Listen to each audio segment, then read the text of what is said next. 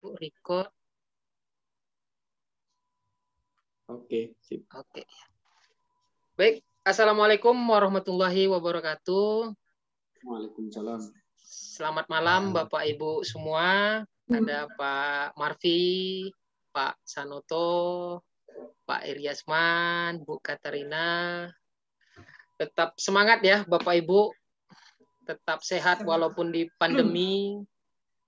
Ya, kita bertemu kembali di sinkronus kita, yaitu mengenai tentang pembelajaran berbasis proyek di SMK. Kabarnya baik ini ya Bapak Ibu semua? Baik. Alhamdulillah baik. Alhamdulillah. Amin. Karena nanti setelah ini kita akan menuju di LMS ya tentang asinkronusnya. Baik Bapak Ibu, saya mulai untuk share screen tentang materi kita.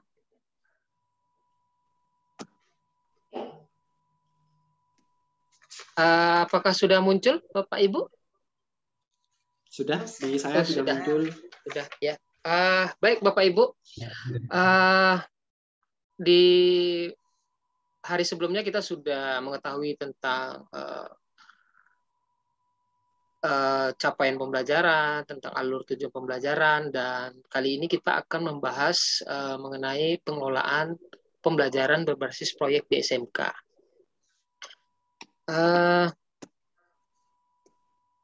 Ya, nah ini yang nanti akan kita lihat di situ ada pengantar, ya, definisi PJBL dan pembelajaran berbasis proyek, kemudian tujuan, kemudian prinsip-prinsip pengelolaan dan implementasi. Ya, saya kira kita juga tidak terlalu sulit untuk melihat apa sih itu pembelajaran proyek ya Bapak Ibu. Nah, apakah yang dimaksud dengan pembelajaran berbasis proyek? Apakah Anda sudah menerapkan pembelajaran berbasis proyek di kelas yang Anda ampu?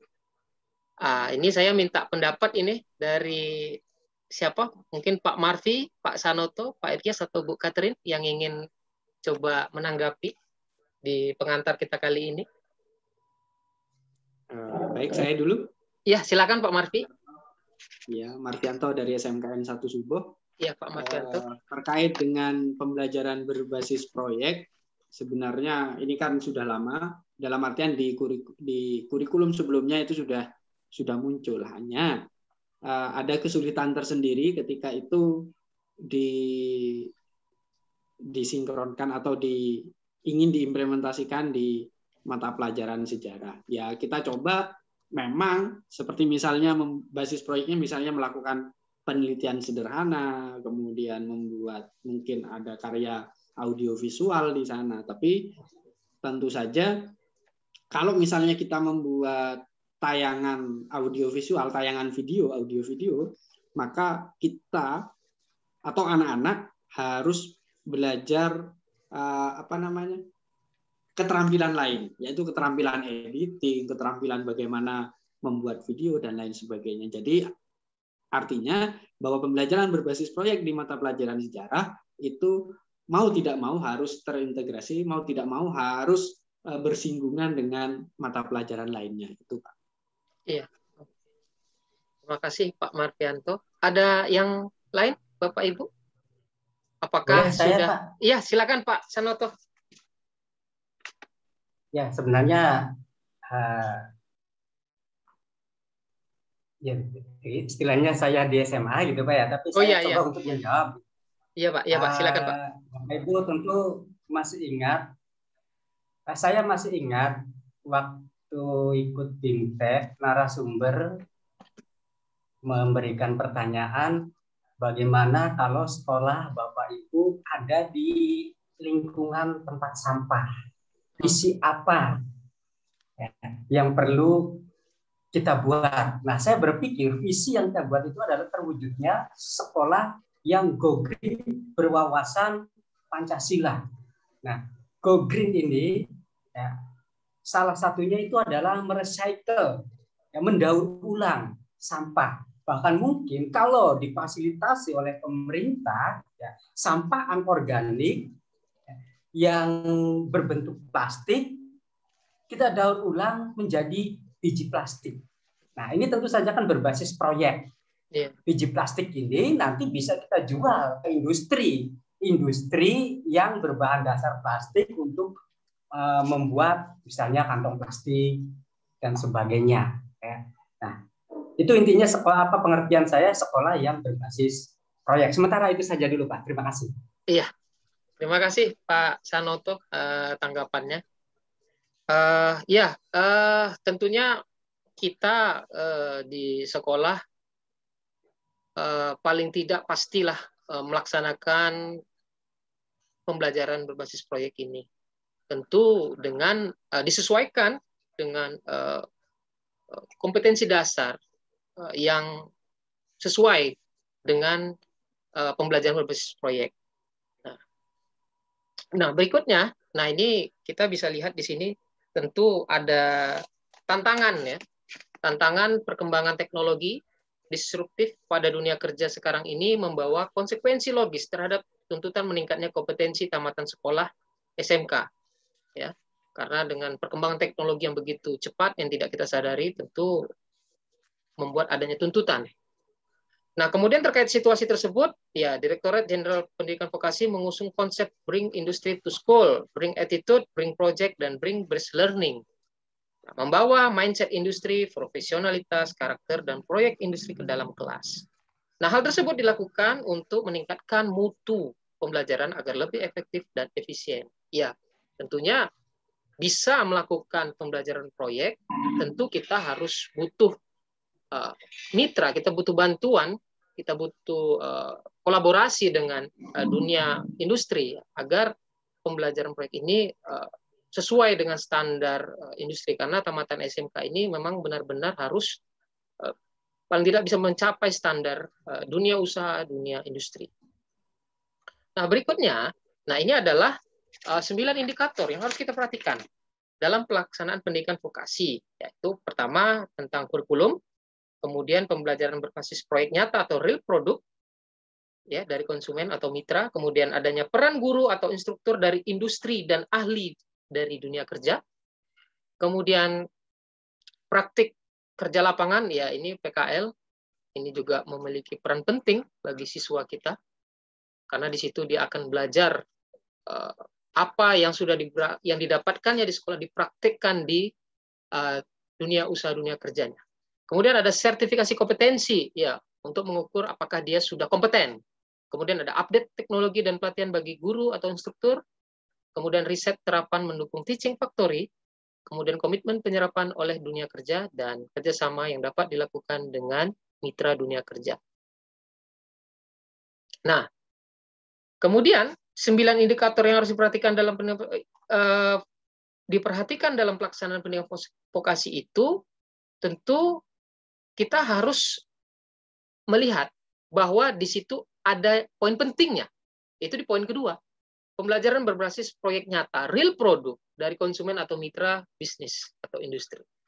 Ya, tentu untuk mencapai ini kita butuh kerjasama, kita butuh mitra agar bisa mencapai standar yang diminta oleh dunia usaha atau dunia industri. Nah, guru juga berperan penting gitu, supaya terwujudnya proyek nyata ini. Kita butuh guru yang sudah mendapatkan pelatihan, mendapatkan sertifikasi dari dunia usaha, dunia industri. Kemudian juga kita membutuhkan juga instruktur dari mereka agar pembelajarannya memang benar-benar bisa menghasilkan proyek yang nyata, real product.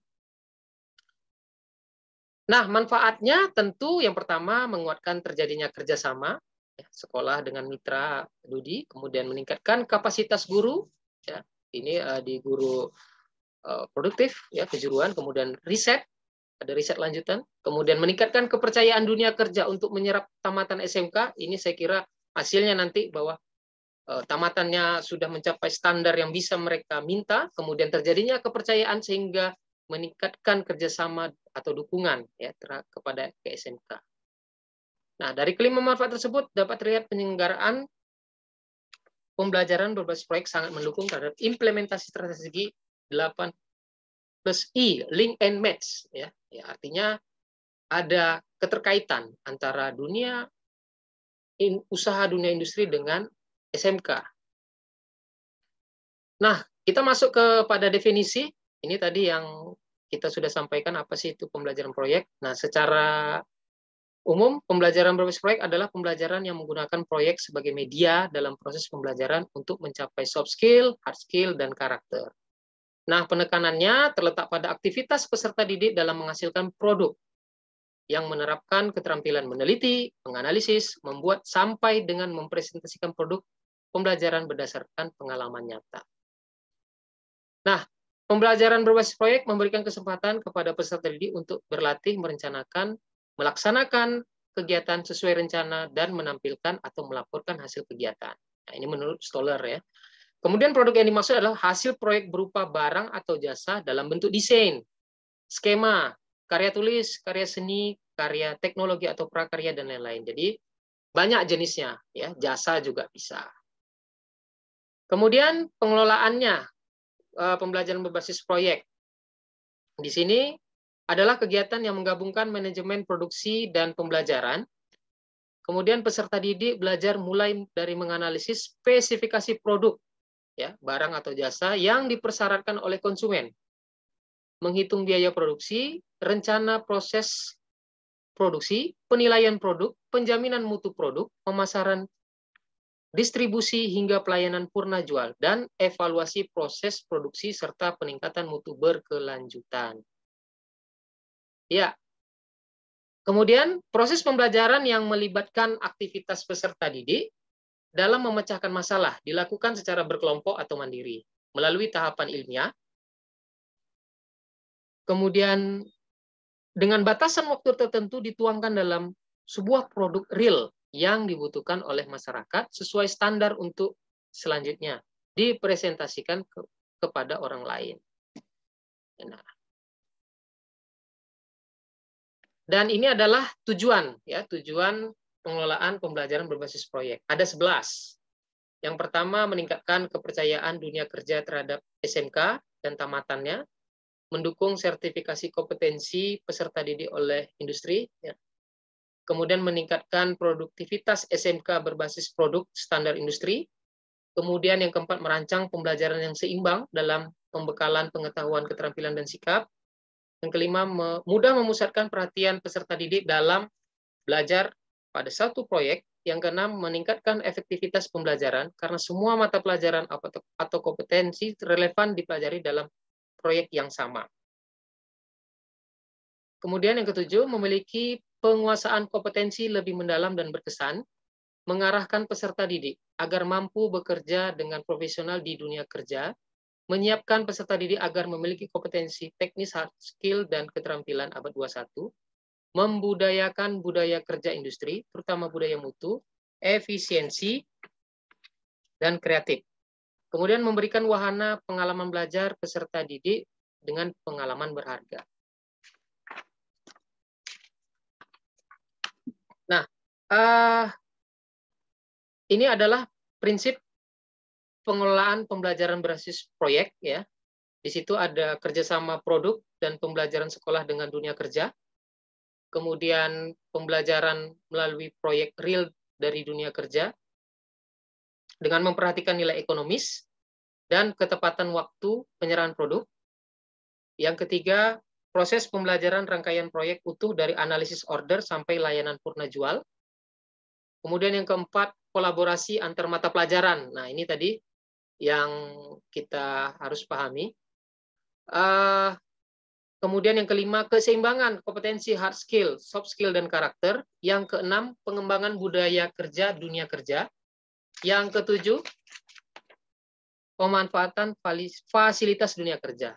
Ya, Bapak Ibu, jadi dari ini kita sudah banyak mengetahui mengenai tentang definisi, tujuan, kemudian prinsip. Nah, dari sini saya mencoba menanggapi, artinya saya meminta pendapat, tanggapan dari Bapak Ibu. Kira-kira bagaimana pembelajaran proyek di sekolah Bapak Ibu? Mungkin dari Pak Iryasman atau Bu Katarina bisa memberikan tanggapan? Atau Pak Sanoto? Ayo Pak Iryasman. Silakan Ibu Bapak yang lain lah dulu. Ya, Bu Katarina silakan. Untuk pembelajaran proyek itu kan lebih banyak dilakukan di kejuruan. Iya, betul. Sekarang pembelajaran proyek itu dimasukkan di pelajaran umum seperti sejarah. Ya. Ini menjadi sesuatu yang menurut saya itu ya dipaksakan begitu. Sehingga kita tidak perlu mengikuti alur pembelajaran berbasis proyek ini. Kita harus bisa milih-milih materi mana yang diterapkan pembelajaran berbasis proyek. Karena sejarah itu kan yang dibutuhkan perubahan sikap yang kontekstual, yang nanti terlihat dalam kehidupan di masyarakat berbangsa dan bernegara. Sehingga saya kira ya sudah sesuainya saja, misalnya 1 semester atau 1 tahun ajaran itu ya cukup 1 atau 2 saja produk proyeknya, itu nggak perlu semuanya lah. Memang ranah itu ranah kejuruan, kita nggak usah masuk ke ranah itu begitu. Ini betul-betul beberapa diskusi dengan terutama di tempat kami itu dengan Sanata Dharma, ini menjadi keprihatinan kalau sejarah outputnya kok untuk menghasilkan sebuah produk begitu. Itu yang saya masukkan pendapat dari saya, Pak. Terima kasih. Iya. Terima kasih Bu Katarina tanggapannya. Mungkin ada. Saya tambahkan, Pak. Iya Pak Sanoto silakan Pak. Saya Pak boleh. Iya Pak. Ya. Apa yang disampaikan? Terima kasih. Assalamualaikum warahmatullahi wabarakatuh. Waalaikumsalam. Bapak Ibu, tadi apa yang disampaikan oleh Ibu Katarin benar gitu ya. Inti dari belajar sejarah itu membangun karakter salah satunya gitu ya. Seperti mungkin di PPKM. Nah, namun di sini kita sedang mempelajari tentang SMK yang berbasis proyek. Apakah untuk mata pelajaran sejarah bisa kita lakukan? Ya. Dalam pemikiran saya, ada beberapa materi yang bisa berbasis proyek, namun berbasis proyeknya ini bukan dalam kerangka nilai ekonomis. Nah, contoh, ketika materi manusia purba itu bisa berbasis proyek dengan kita mengagendakan pembelajarannya kepada siswa serta didik mampu membuat semacam tiruan itu ketika tiruan miniatur mungkin ya. Iya, miniatur dari benda-benda peninggalan manusia purba. Kita coba di sana ya praktekkan dengan cara dua teknik manusia purba untuk menghasilkan benda atau barang, yaitu teknik lilin ya dan buas tangkup gitu. Itu kita coba praktekkan. Iya. Ya, kemudian ada lagi satu materi yang terpikir oleh saya dan saya pernah melakukannya gitu ya. Yaitu ketika kita tiba pada materi penelitian sejarah. Proyek yang kita bisa sampaikan ke anak itu adalah bagaimana anak bisa meneliti satu peristiwa sejarah di sekitar lingkungannya. Hasilnya apa dari proyek ini adalah tulisan sejarah pada satu peristiwa di sekitarnya. Misalnya mungkin yang paling gampang ya sejarah desa, sejarah sekolah, sejarah pasar dan yang lain-lainnya. Nah, itu yang terpikirkan oleh saya, proyek seperti itu, bukan proyek dalam arti secara umum di SMK yang berujung pada istilahnya nilai ekonomis gitu ya. Di sejarah mungkin nilai ekonomisnya kita kesampingan dulu ya. Terima kasih, itu saja tambahan saya Pak Arianto. Ya, terima kasih Mas. Ya. Berarti nanti penyampaian kepada peserta guru yang akan kita sampaikan informasi ini jangan bias dengan berbasis proyek yang kejuruan. Nanti mindset-nya akan berbeda dengan proyek yang kejuruan dengan yang sejarah begitu. Iya, iya. Ya, terima kasih Bu Catherine, Bu dan Pak Sanoto. Ya, tentu kita karena kita di sini adalah guru sejarah, sementara materi yang disampaikan ini adalah tentang pembelajaran berbasis proyek untuk mata pelajaran produktif kejuruan. Tapi kita juga tentu punya spesialisasi sendiri bagaimana menerjemahkan pembelajaran berbasis proyek ini. Jadi saya kira apa yang dikatakan Pak Sanoto, Bu Catherine itu juga adalah hal yang harus diperhatikan kita sebagai guru sejarah. Karena kita tidak menuntut nilai ekonomis, tapi bagaimana soft skill dari peserta didik itu. Ya. Nah, kemudian terima kasih Bapak Ibu atas tanggapannya. Nah, di sini kita akan lihat juga implementasinya. Bahwa implementasinya ini adalah pembelajaran berbasis proyek dilaksanakan melalui proyek yang merupakan order dari dunia kerja atau kreativitas guru dan peserta didik. Ya. Kemudian berdasarkan order sekolah, melaksanakan analisa untuk memastikan apakah dapat dilaksanakan atau tidak dengan memperhatikan penguasaan kompetensi. Kemudian apabila berdasarkan analisis pekerjaan dapat dilaksanakan, selanjutnya dilakukan persiapan dan pelaksanaan pembelajaran. Kemudian yang terakhir, ilustrasi proses tersebut dapat dilihat pada halaman setelah ini. Ya, nah ini adalah bagaimana konsepnya, ya, berbasis proyek ini dengan produk berupa barang, alurnya. Kemudian yang ini berupa layanan jasa, nanti Bapak Ibu bisa lihat. Nah, artinya Bapak Ibu yang bisa kita lihat di sini adalah bahwa di SMK Pusat Keunggulan, pembelajaran berbasis proyek merupakan hal yang penting karena harus menghasilkan peserta didik yang mampu mencapai standar dunia usaha, dunia kerja. Dengan mereka mampu membelajar berbasis proyek, maka mereka bisa menghasilkan produk ya berupa barang atau jasa sehingga kita bisa bermitra gitu. Nah, bagi kita guru sejarah tentu kita melihat dari sudut pandang lain bahwa produk bukan berarti berupa nilai ekonomis, tapi juga kita lihat bagaimana nilai sikapnya, karakternya, apa yang bisa kita gali dari situ. Bisa kita kaitkan dengan profil pelajar Pancasila. Ya kan? Bagaimana nilai-nilai keteladanan dari tokoh itu, bagaimana nilai-nilai positif dari peristiwa itu. Saya kira itu Bapak Ibu kesimpulan kita.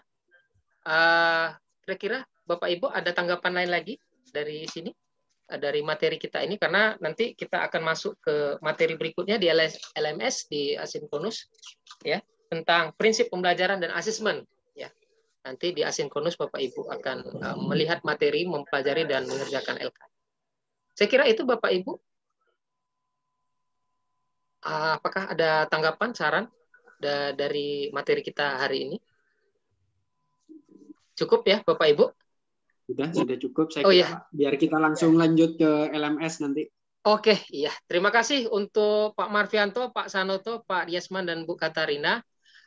Mohon maaf atas segala kekurangan saya.